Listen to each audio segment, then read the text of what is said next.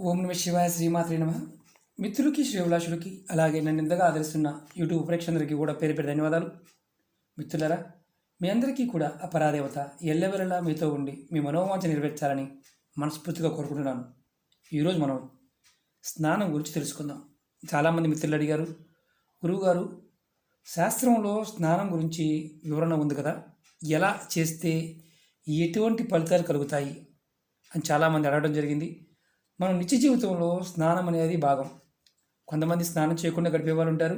స్నానం చేయటం వల్ల కలిగే అద్భుతమైన లాభాలు మీకు టూకీగా వివరిస్తాను.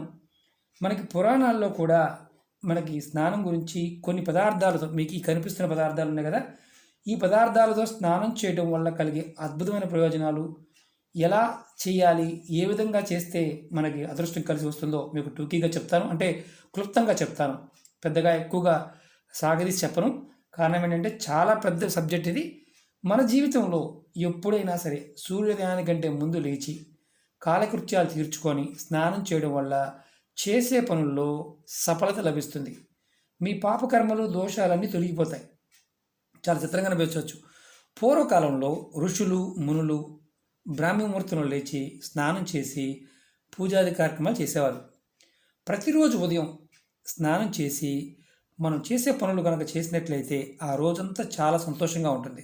అలాగే మన మనస్సు శరీరం కూడా స్వచ్ఛంగా ఉంటుంది. మనం స్నానం చేయకుండా మామూలుగా ఏ పని మొదలుపెట్టినా ఆ పని పూర్తవ్వదు. మన చుట్టూ అనేక రకాలైన నకారాత్మక శక్తులు తిరుగుతాయి. అది లక్ష్మికి సంబంధించిన విషయాలకు వస్తే అలక్ష్మి వస్తుంది. అంటే లక్ష్మీదేవికి ఆపోజిట్లో ఉండే శక్తి ఒకటి వస్తుంది, మన ఇంట్లో ప్రవేశిస్తుంది. స్నానం చేయకపోవడం వల్ల మీ మీద ద్వేషం మీకే పెరుగుతుంది. మనం ఎవరిని చూసినా వాళ్ళ మీద ద్వేషంగా ఉంటాం. అలాగే చెడు కళ్ళు వస్తాయి. నకారాత్మక శక్తి వల్ల అనేక రకాలైన ఇబ్బందుల్ని ఎదుర్కోవడం జరుగుతుంది. మన పెద్దలు చెప్తూ ఉంటారు, స్నానం చేసే ముందు కాళ్ళ మీద నీళ్లు పోసుకొని తర్వాత మిగతా భాగాల మీద నీళ్లు పోసుకోమని. ఇప్పుడు స్నానంలో రకరకాల స్నానాలు ఉన్నాయి. నేను మీకు టూకీగా చెప్తాను. పురాణంలో ఏం చెప్పారు అంటే, శాస్త్రంలో మనకి ఒక అద్భుతమైన విషయం చూడడం జరిగింది. విష్ణు ధర్మోత్తర పురాణంలో కొన్ని పదార్థాలతో, ఎదురు కనిపిస్తున్నాయి కదా, కొన్ని పదార్థాలతో స్నానం చేయడం వల్ల కలిగే అద్భుతమైన లాభాలు, ఎలాంటి ఫలితాలు కలుగుతాయో వివరించడం జరిగింది.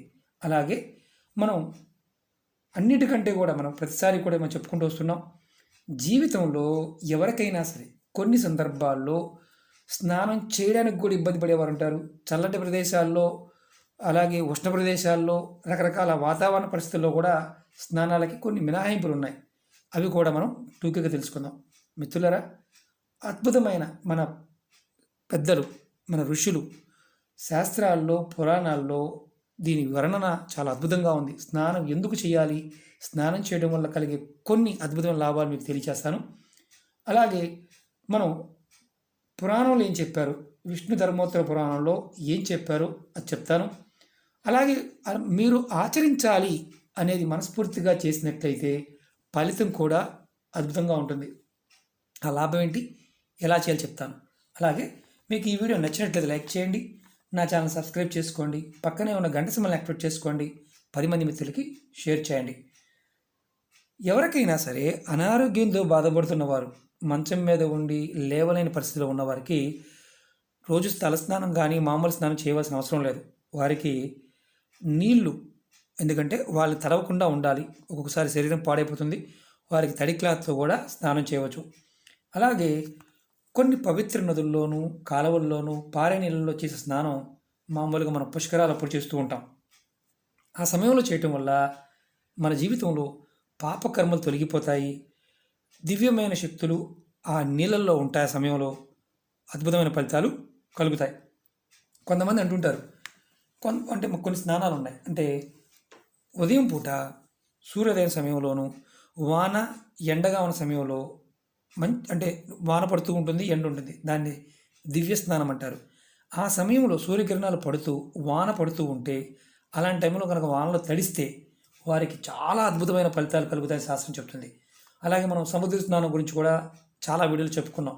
అంటే సముద్ర స్నానం చేసేవారికి అన్ని తీర్థాల్లో, పుణ్య నదుల్లో స్నానం చేసిన పుణ్యఫలం సముద్ర స్నానం చేయడం వల్ల వస్తుంది. అందుకనే మనకి కార్తీక మాసంలోను పౌర్ణమి తిథుల్లో కొంతమంది సముద్ర స్నానానికి వెళ్తారు. కొన్ని దోషాలు కూడా తొలగించుకోవచ్చు. అలాగే అంటే మీకు టూకీగా చెప్తున్నా నేను, చన్నీళ్ళు స్నానం చేసేవారు చేయవచ్చు, వేడి నీటి స్నానం చేయవచ్చు. మనం కొన్ని పర్వదినాల్లో ఒంటికి నూనె రాసుకొని శరీరానికి వేడి నీళ్ళు స్నానం చేస్తూ ఉంటాం, చల్లి స్నానం చేస్తూ ఉంటాం, శరీరానికి బలం కలగడానికి. ఇలాంటివి కూడా మన పెద్దలు చెప్పారు. దాంట్లో చాలా చాలా రకాలు ఉన్నాయి. కొంతమంది ఏంటంటే చిత్రంగా అనిపిస్తూ ఉంటుంది, గురువుగారు మాకు స్నానం అంటే భయం అండి, మేమేం చేయలేమని. అలాగే కొంతమంది మానసిక స్నానం చేసేవారు ఉంటారు. ఎప్పుడూ కూడా అంటే ఇది మానసిక స్నానం అంటే కొంతమందికి చిత్రంగా అనిపించవచ్చు. నిత్యం నారాయణ నామస్మరణం చేసేవారు అంటే భగవంతుని తలుచుకుంటూ ఉండి ఎవరైతే ఉంటారో వారిని దాన్ని మానసిక స్నానం అంటారు. మనసులో కనుక మాలిన్యాలు లేకుండా అంటే మన మనసులో ఏది అంటే ఎదుటివారిని ద్వేషించకుండా ఉండి ఎప్పుడు మనసులో నామస్మరణ చేస్తే కూడా అది మానసిక స్నానం కిందే వస్తుంది. మన ఋషులు అలాగే మన పండితులు కొంతమంది ఈ మానసిక స్నానాన్ని అడవిల్లోనూ అలాగే హిమాలయాల్లో చేస్తూ ఉంటారు. వాళ్ళ స్నానం అంటే ఇదే మానసికంగా చేయటం. ఎన్ని చేసినా మన దేహానికి శుభ్రంగా మనకు సంసార జీవితంలో ఉన్నవారు మాత్రం ఖచ్చితంగా స్నానం చేయాలి. 2 పూటలు చేయడం వల్ల అద్భుతంగా ఉంటుంది. ఇప్పుడు పదార్థాలతో చేయడం వల్ల కలిగే లాభం చెప్తాను. మీరు ఎవరైనా సరే ఇది ఆడవారిని మగవారిని చేయవచ్చు. దీనివల్ల పురాణం చెప్పిన విషయాన్ని మనం టూకీగా చెప్తాను, జాగ్రత్తగా వినండి.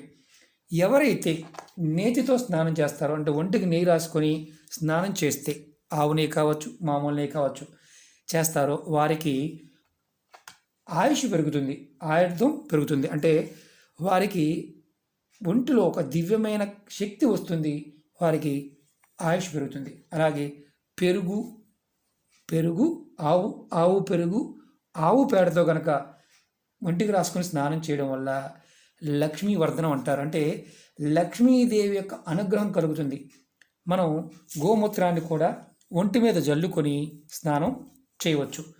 దానివల్ల లక్ష్మీదేవి మన మీద అనుగ్రహం కలిగి జీవితంలో ఎప్పుడు ధనం రావడానికి అవకాశం ఉంటుంది. అలాగే కొంతమంది చూస్తూ ఉంటాం, దర్భలు పట్టుకొని స్నానం చేస్తూ ఉంటారు నీళ్ళల్లో. దర్భలతో చేయడం వల్ల సర్వ పాపాలు తొలగిపోతాయి. అలాగే గంధాలు, మనం అంతకుముందు కూడా చాలా వీడియోలు చెప్పాను. గంధం పొడి కానీ సుగంధ ద్రవ్యాలు అంటే ఎర్ర చందనం కావచ్చు, అష్టగంధం కావచ్చు, అలాగే మామూలు చందనం కావచ్చు. ఇలా వీటితో కనుక స్నానం చేస్తే సౌభాగ్యం లభిస్తుంది, ఆరోగ్యం అద్భుతమైన ఆరోగ్యం కూడా కలుగుతుంది. చాలామంది అనుకుంటారు ఏమనంటే, గురువుగారు ఇవన్నీ చేస్తే నిజంగా జరుగుతాయా అంటుంటారు. ప్రయత్నించేయండి. మన పురాణాల్లో వీటి గురించి వర్ణన ఉంది. అలాగే ఉసిరికాయ, పెద్ద ఉసిరికాయ ఉంటుంది కదా, ఉసిరికాయ కనుక వేసుకొని నీళ్ళలో స్నానం చేస్తే దరిద్ర బాధలతో ఎవరైతే ఇబ్బంది పడుతున్నారో ఆ దరిద్ర బాధలు తొలగిపోతాయి. ఉసిరిక దీపం గురించి కూడా అంతకుముందు కూడా చెప్పుకున్నాం. అలాగే నువ్వులు, నల్ల నువ్వులు కానీ తెల్ల నువ్వులు కానీ, ఆవాలు, పొట్టు తీసిన ఆవాలు దొరుకుతాయి. తెల్ల ఆవాలు అంటారు, పసుపు కలర్లో ఉంటాయి మనకి. ఇవి వేసుకొనక స్నానం చేస్తే మనకి ఏదైతే ఆటంకాలు వస్తున్నాయో ఆటంకాలు తొలుగుతాయి. నువ్వులు కానీ తెల్ల ఆవాలు కానీ రెండింటిలో ఏదైనా వాడవచ్చు. అలాగే ఇంగువ, మనం ఇంగువను కూడా కొద్దిగా వేసుకొని స్నానం చేస్తే సౌభాగ్యం. ఆడవారికి చాలామంది భర్త ఆయుష్ కావాలి, భర్త బాగా చక్కగా ఉండాలి కోరుకునే వారికి ఇలా స్నానం చేయడం వల్ల వారి జీవితాల్లో సౌభాగ్యం లభిస్తుంది. అలాగే కొన్ని ఆకులు ఉన్నాయి, అంటే వాటిని మన దేవతా వృక్షాలుగా చెప్తూ ఉంటాం, చాలా వీడియోలు చెప్తూ ఉంటాం. మోదిగాకు, మారేడు ఆకు, రెల్లి, తామర, కలవ ఆకులు, కడిమి పువ్వులు, వీటిని కనుక వేసుకొని నీళ్ళలో వేసి స్నానం చేస్తే లక్ష్మీదేవి ప్రసన్నత కలుగుతుంది, మీకు శుభప్రదంగా ఉంటుంది, ఆయుష్ పెరుగుతుంది, లక్ష్మీ కటాక్షం వల్ల చేసే పనుల్లో లాభం కలుగుతుంది. అలాగే మనం రత్నాలు, నవరత్నాలతో కనుక నీళ్ళలో వేసి స్నానం చేస్తే ఎవరైతే శత్రువుల మీద యుద్ధం చేస్తూ ఉంటారో వారు శత్రువుల మీద విజయాన్ని సాధిస్తారని శాస్త్రం చెప్తుంది. మీరు ఈ విషయం తెలుసుకోవాలి అంటే ఇంతకుముందు చెప్పాను కదా, శ్రీ విష్ణు ధర్మోత్తర పురాణంలో మీరు చదవండి, ఇవన్నీ దాంట్లో చదవడం జరిగింది. అలాగే బంగారం వేసుకొని బంగారం నీళ్ళలో వేసి కనుక ఆ నీళ్ళతో స్నానం చేస్తే ఆయుష్ పెరుగుతుంది, మీ మనస్సు అంటే మేధాశక్తి పెరుగుతుంది, మీ మనసు బ్రహ్మాండంగా పనిచేస్తుంది. అలాగే మీ మనసులో ఉండే మీ యొక్క శరీరం కూడా కాంతివంతంగా అవుతుంది. మనకి ఎన్నో రకాల స్నానాల గురించి మనం చెప్పుకుంటూ వస్తున్నాం. చాలా రోజులు పురాణాల్లో ఉన్నాయి. మన అంతకుముందు వీడియోలో కూడా చూడడం జరిగింది. కార్తీక మాసంలో తెలిసి కానీ తెలియక కానీ నూనె రాసుకుని స్నానం చేయకూడదు. అది గుర్తుంచుకోవాల్సిన విషయం. అలాగే కార్తీక మాసంలో వేడి నీటి స్నానం కూడా చేయకూడదని శాస్త్రం చెప్తుంది. అనారోగ్యంగా ఉన్నవారు తప్ప ఆరోగ్యంగా ఉన్నవారు వేడి నీటి స్నానం చేయకూడదు అని శాస్త్రంలో ఉంది. అలా చేస్తే కళ్ళుతో స్నానం చేసిన సమానమని శాస్త్రం చెప్తుంది. కాబట్టి మీకు అనారోగ్యంగా ఉండి అంటే ఏదైనా అనారోగ్య సమస్యలు ఉన్నప్పుడు మాత్రమే వేడి నీటి స్నానం చేయాలి. కార్తీక మాసంలో కూడా అది గుర్తుంచుకోండి.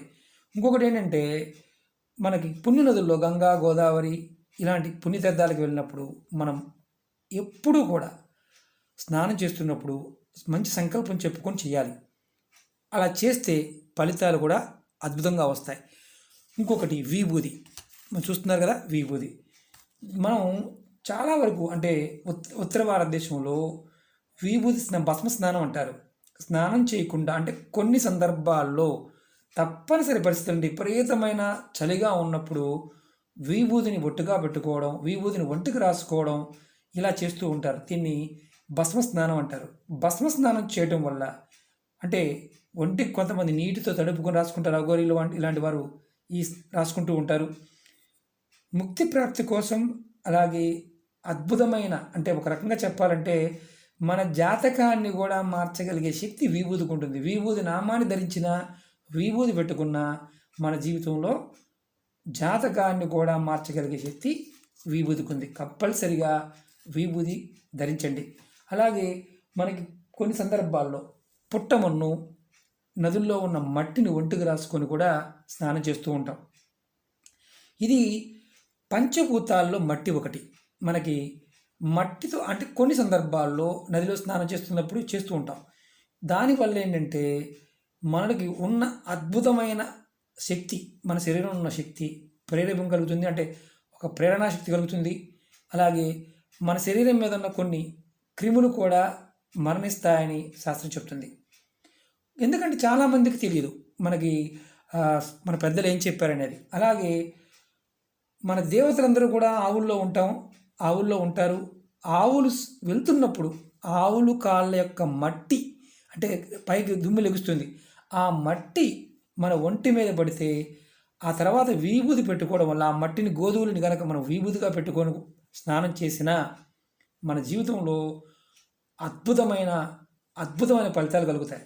దీని గురించి మనకి పద్మపురాణంలో కూడా వర్ణన ఉంది. ఎందుకంటే గోధువులి మన జీవితాన్ని మార్చుతుంది. అందుకని మన ధర్మంలో ఆవుకి అంత విశేషమైన మనకి స్థానాన్ని ఇవ్వడం జరిగింది.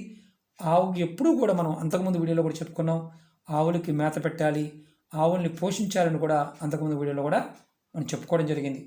మీరు ఈ పదార్థాలు ఏదైనా సరే ఇంతకుముందు చెప్పాను కదా, ఈ పదార్థాలతో స్నానం చేయడం వల్ల అద్భుతంగా ఉంటుంది. ప్రతిరోజు స్నానం చేయండి, ఉదయం సాయంత్రం స్నానం చేయండి. ఖచ్చితంగా బ్రాహ్మీ ముహూర్త సమయంలో స్నానం చేసి తులసి గోడ దగ్గర దీపం పెట్టి ఎవరైనా సరే వారి మనసులో ఉన్న కోరికలు కోరుకుంటే ఖచ్చితంగా పనులు అవుతాయి. ఇది మన పెద్దలు చెప్పిన ఇంకా చాలా ఉన్నాయి. ఎందుకంటే నీటిలో అద్భుతమైన శక్తి ఉంటుంది. పంచభూతాల్లో నీరు కూడా ఒకటి. మనలో మన దేహంలో అంటే మన శరీరంలో ఉన్న ఏదైతే కొన్ని నకారాత్మక శక్తులను కూడా నీరు తీసేయగలుగుతుంది. కాబట్టి ప్రయత్నపూర్వకంగా చేయండి. మన పెద్దలు చెప్పింది ఎందుకంటే ఆరోగ్యం కోసం, ఆరోగ్యంతో పాటు మన జీవితంలో అద్భుతమైన లాభాలను కూడా పొందుతాం. ఓకే మిత్రులారా, ఈ పదార్థాల్లో ఏదైనా చేయండి. మీకు ఈ వీడియో నచ్చినట్లు లైక్ చేయండి, నా ఛానల్ సబ్స్క్రైబ్ చేసుకోండి, పక్కనే ఉన్న గంట సింబల్ని యాక్టివేట్ చేసుకోండి, 10 మంది మిత్రులకి షేర్ చేయండి. కొంతమందికి ఏంటంటే అనుమానాలు ఏంటంటే ప్రతిరోజు కూడా స్నానం చేసిన తర్వాత స్వచ్ఛమైన బట్టలు ధరించితేనే మంచిది. అలాగే ఈరోజు వేసుకునేది రేపు అలా ఒకళ్ళు అయితే స్నానం చేసి పాత బట్టలు వేసుకుంటుంటారు, వాసన వస్తూ ఉంటాయి. అలా కాకుండా ప్రతిరోజు కూడా ఉతికిన బట్టలు వేసుకోవడానికి ప్రయత్నించేయండి. అలా వేసుకుని భగవంతుని ఆరాధించండి. ఖచ్చితంగా ధనంతో పాటు కీర్తి ప్రతిష్టలు కూడా వస్తాయి. స్నానం చేయడం వల్ల ఇలాంటి అద్భుతమైన లాభాలు మన పెద్దలు మనకు చెప్పడం కూడా నిజంగా మనం అదృష్టవంతులం.